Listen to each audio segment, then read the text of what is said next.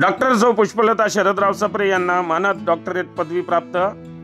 दिनांक 25 जानेवारी 2025 रोजी hotel radiant 7वा मजला न्यू शहापुरी कोल्हापूर येथे मानद डॉक्टरेट पदवी समारंभ पार पडला।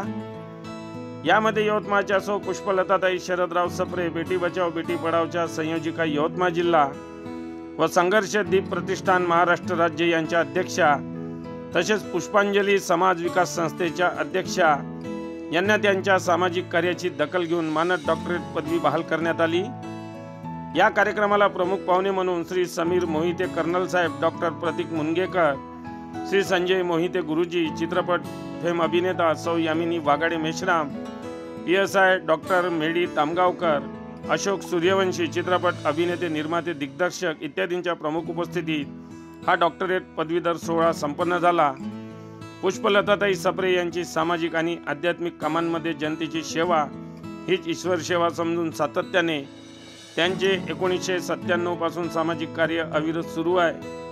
तसेच महिला सक्षमीकरण, उन्हाळी प्रशिक्षण, अन्नदान, जनजागृती इत्यादी सर्व बाबतीत ते अग्रेसर आहेत। त्यांना हा मानाचा पुरस्कार मिळाल्याने यवतमाळची शानमध्ये भर पडली आहे। यापूर्वी त्यांना बरेच राष्ट्रीय पुरस्कार सुद्धा मिळालेले आहे। येत्या 19 तारखेला दादासाहेब फाळके पुरस्काराने मुंबई येथे गौरविण्यात आलेले आहे।